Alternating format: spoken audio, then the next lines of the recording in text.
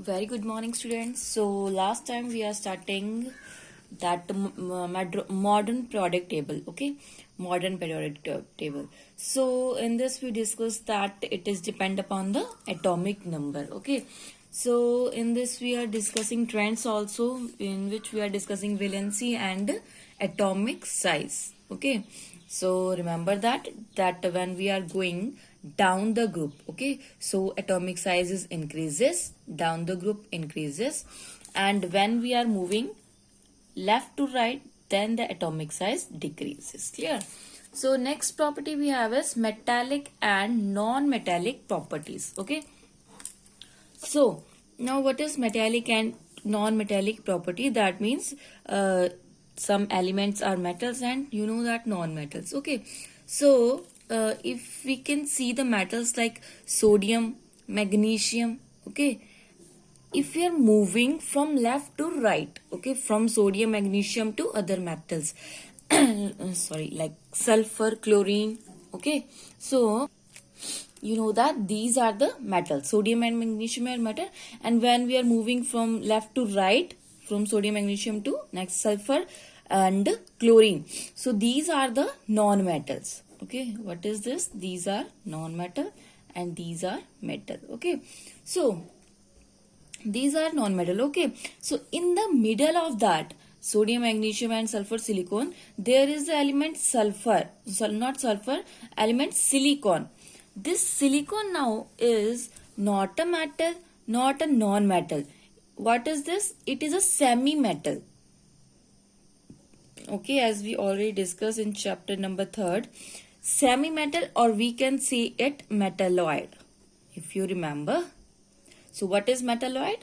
Metalloid are those in which having properties of both metals and non-metals. Clear? So this is a semi-metal. Okay, so this is a semi-metal. They acquire properties of both, है ना? So in the modern periodic table there is a zigzag line, okay, like that zigzag line which separates the metal from the non-metal. Okay, if I'm showing you the modern periodic table, so it's be like that. Okay, as you can see, it is the pink color boxes, okay, or it is a zigzag line. What is that? These are the metalloids, as it also be defined on the top of the table, that these are the metals, these are the metalloids, and this light yellow color are of non-metals. Clear? So what is that? These are the metalloids which are separating metals from non-metals. There is one more thing which I have to tell you, that magic numbers. Now what is magic numbers? Okay, magic numbers. So 2, 8, 8, 18, 18, 32. These are known as magic number. Okay, what is that? These are known as magic number. As we can see, our first element, that is helium. Okay, having electronic configuration 2. So when we are moving down the group, when we are adding 8 into that 2, okay, so that becomes 10. Okay, so when we are adding 8, again when we are adding 8 into this 10 neon, it becomes 18. Then after that is 18. Now we have to add 18, in which 18. So 18 plus 18 become 36. Again we have to add 18 into this 36, it becomes 54. And next we have to add 32, then it becomes 86. Clear? Again we have to add 32, then it becomes 118. So these are known as magic number. So as you can see, these elements, these are on the regular interval. Okay, on a regular interval. These are known as magic number. Remember that 2, 8, 18. Okay, first of all we have is 2. 2, 8, 8, 18, 18, 32. Okay.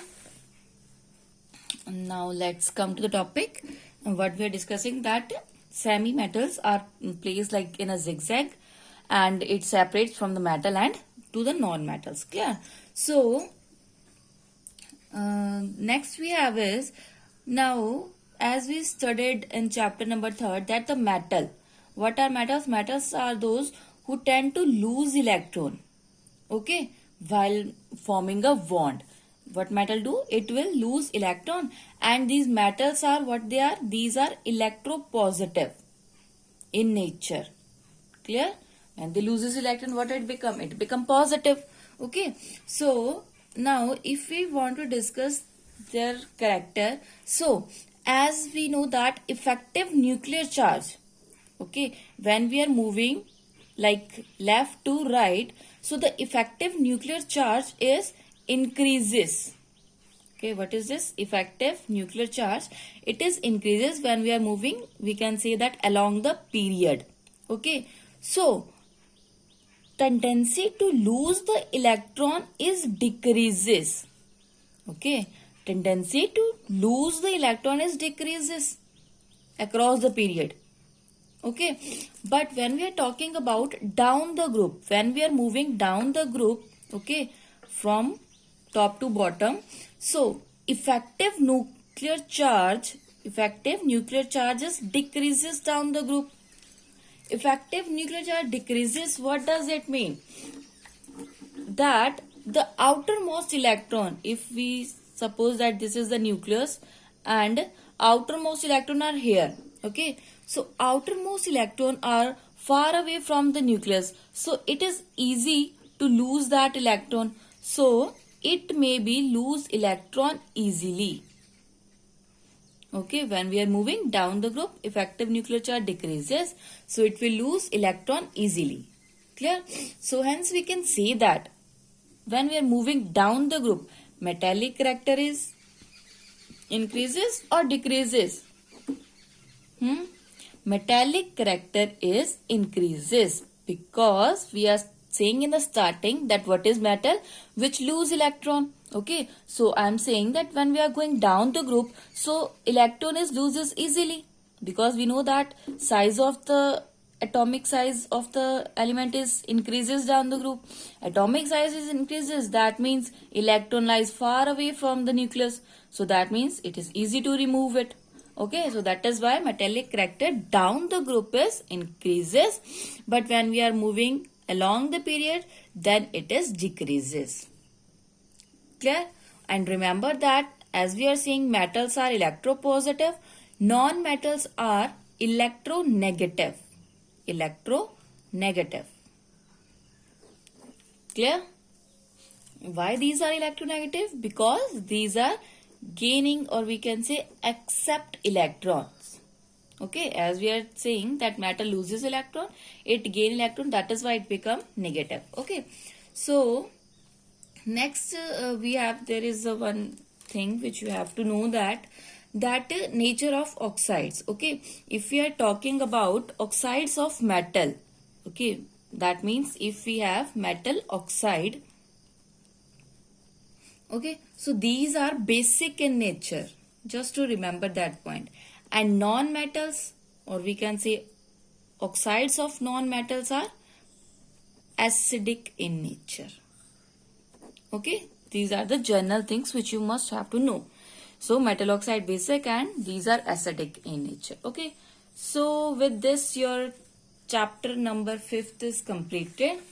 Okay, so prepare your notebooks, complete your notebooks. Okay, and also write those MCQ which I am sending to you on your notebook. Okay, so yes, with that your chemistry syllabus is completed.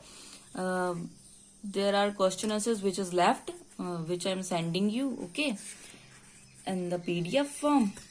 So yes, this is all about chapter number 5, classification of elements, in which we discusses Dobrnyer traits. Okay, after that Newland law of octaves, after that Mendeleev, we study Mendeleev periodic.